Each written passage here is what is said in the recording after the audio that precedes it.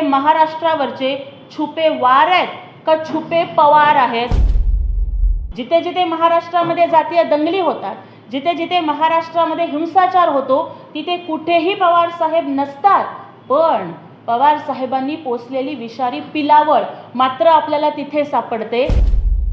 जर 1 तारखेला दगडफेक होते तर 3 तारखेचा हा फोटो, जिथं माजी मंत्री राजेशजी टोपे हे दंगलीमध्ये दगडफेकीमध्ये अटक करण्यात आलेल्या मास्टर माइंडला जर पवार साहेबांच्याकडे घेऊन जात आहे, तर ही शाबासकीची थाप घेण्यासाठी किंवा बक्षिसी घेण्यासाठी भेट झालेली होती का?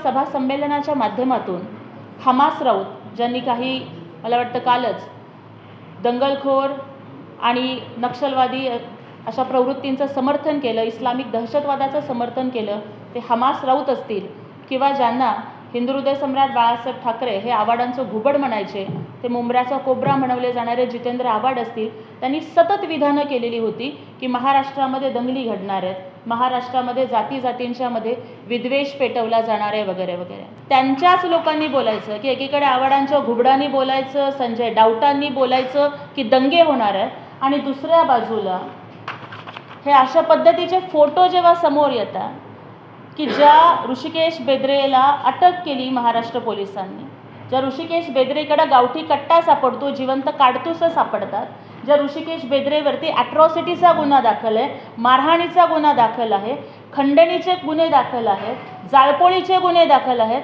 असा ऋषिकेश बेद्रे मग माननीय पवार साहेबांच्या सोबत काय करतोय हा प्रश्न मला या माध्यमातून विचारायचा आहे। क्रोनोलॉजी को समझना बहुत ही इम्पॉर्टंट है की जर 1 तारखेला पोलिसांच्यावरती दगडफेक होते, महिला पोलीस सुद्धा जखमी होतात, त्याच्यानंतर जर लाठीचार्ज होतो, म्हणजे एका बाजूला महाराष्ट्रामध्ये शांतता टिकली पाहिजे म्हणून सन्माननीय मुख्यमंत्री आणि उपमुख्यमंत्री हे रक्ताचं पाणी करत असतात, आणि दुसऱ्या बाजूला सत्ता गेल्यामुळे अस्वस्थ झालेले विरोधक हे लोकांचं रक्त पाण्यासारखे सांडत असतात। मला या माध्यमातून हा प्रश्न विचारायचा आहे की हे महाराष्ट्रावरचे छुपे वार आहेत का छुपे पवार आहेत?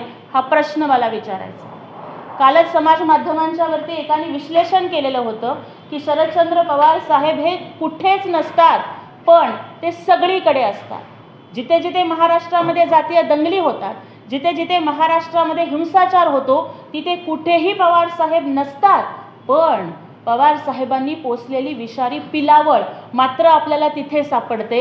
जर 1 तारखेला दगडफेक होते तर 3 तारखेचा हा फोटो, जिथं माजी मंत्री राजेशजी टोपे हे दंगलीमध्ये दगडफेकीमध्ये अटक करण्यात आलेल्या मास्टर माइंडला जर पवार साहेबांच्याकडे घेऊन जात आहे, तर ही शाबासकीची थाप घेण्यासाठी किंवा बक्षिसी घेण्यासाठी भेट झालेली होती का?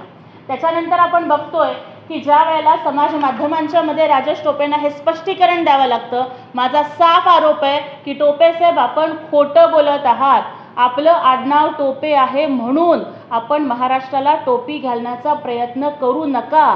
जर हे तुम्ही म्हणताय की हा गर्दीत काढलेला फोटो होता, हे जर तुम्ही ट्विटरवरती स्पष्टीकरण देताय, तर कुणीही शहाणा माणूस हा फोटो बघून सांगू शकेल की हा गर्दीतला फोटो नाही। इथं आपण बॉडी लँग्वेज आणि अंतर जरी बघितलं तरी सुद्धा इथे स्पष्ट होतंय की ही भेट कुठल्या हेतून झालेली होती।